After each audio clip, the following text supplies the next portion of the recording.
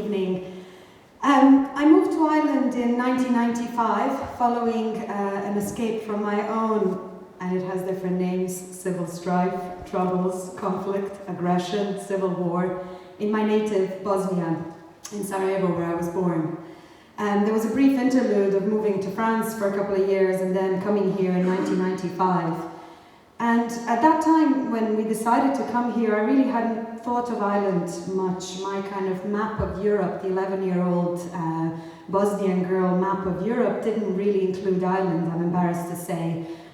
That kind of terrier in the corner wasn't on that weather or any map in my head. And when our Bosnian friends and family heard that we were moving here, they thought they were absolutely crazy, because obviously people get it wrong, and they were saying, "What, you know, after one war, you're moving to another war zone? What's wrong with you? Have you not had enough?" So we landed on this green island, and until then, I had never seen anything as green. I'm not sponsored by Forza, but honestly, I'd never seen anything that green. And I went to a very nice school. I got a uniform, which I felt was definitely a rite of passage because I had never worn one. And when I sent a picture to show to my grandmother, she had sort of described it as very old-fashioned. I was exempt from Irish. I had learned the Our Father prayer in English, and occasionally spoke about the war and things that happened to me during that time. The state welcomed me by giving me a card which said alien card on it, so I was a friendly alien. I think they've changed the name since. And I was a friendly alien who was really welcomed into my school amongst my friends. As long as I liked Pearl Jam and Nirvana, I was welcomed with the cool kids, and I did, so I was.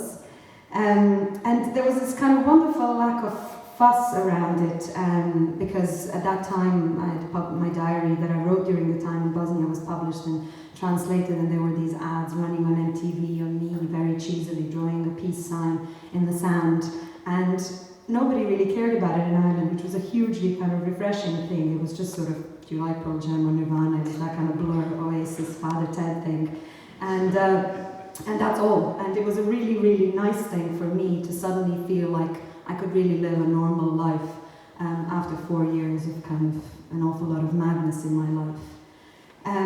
The Celtic tiger was just waking up, I think, and it has been an incredible journey of 18 years for the country and for myself personally. The welcome was really, really amazing, and they'll never forget a story that when we first moved here in the first sort of week, my parents and I got lost, kind of wandering around our neighborhood and had no idea how to come back home. And we knocked on a door of a lady to ask her just for directions towards our road. And instead she just put us in her car and drove us home. And I sort of don't think that really can happen anywhere. And it happened here, except I think it can happen in Bosnia.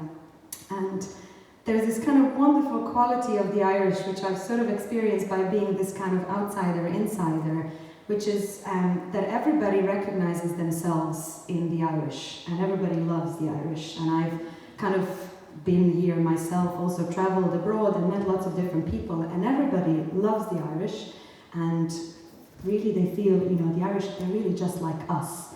And that us kind of ranges from Ugandans to Basques to Emiratis to Bosnians.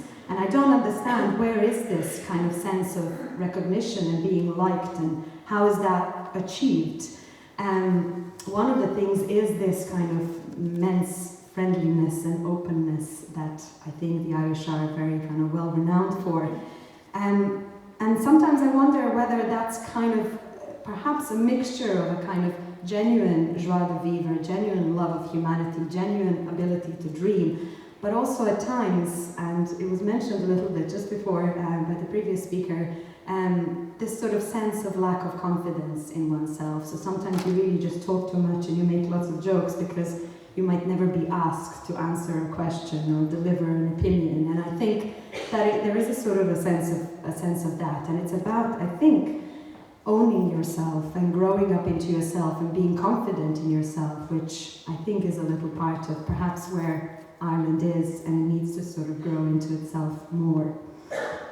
I was recently also working on a series called The New Irish, that was on RT, and I ended up spending an awful lot of time with Ethiopians on North Circular Road and Brazilians in Gort and the Polish of Cork and the Russians of Monaghan. And it really has been an incredible journey for all of them, much like for ourselves. And I really, really do believe that the last 18 years of being here and seeing that change has really enriched both the Irish society, of course, as much as it's enriched our own lives of coming here and being welcome and being accepted.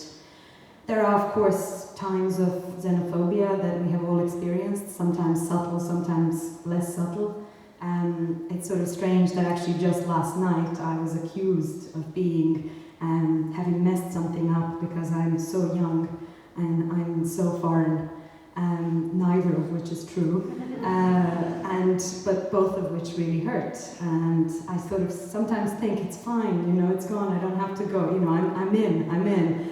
And sometimes you just get reminded by some that you never are, might never be. There was also a time when I was working on this project about the new Irish, and I ended up going to one of these citizenship ceremonies that there's a sort of these mass citizenship ceremonies when a new batch of 150 people are inducted into becoming Irish citizens. And there was a speech being delivered of kind of really welcoming these 150 new citizens. And I don't think he realized, the person who delivered the speech, when he said what he was saying, that, somewhere down the line, in the second generation, your children will make wonderful athletes and perhaps bring us Olympic gold, or will be able to open fantastic ethnic restaurants. And no one had reserved the position of a judge or a doctor or a civil servant for this second generation. So I don't know, maybe it's the third generation that gets that. So though I feel hugely accepted and I am calling this place a home of a sort, my name still begins with a Z and is followed by another consonant, which breaks up a lot of kind of computers and customer service people's heads. I have a fake name when I order coffee. There was a sort of a thing running around where how the Irish people have fake names when they go abroad for their kind of Starbucks cup. Well, my kind of coffee cup and dinner reservations range from Anna to just put it under Michael. So that remains still a kind of a reality of my life, and the taxi drivers are immediately asking me where I'm from the moment I say hello. They're delighted when they can say Bosnia-Herzegovina, because nobody really uses Herzegovina sentences, but because of football they know. And they continue to ask me if I like it here, and do I think, and when do I think I might go home. But for me, home as an exile, as an immigrant, is a very elastic concept. It's somewhere between here and there, it's stretched, and it encompasses all, it's neither here nor there.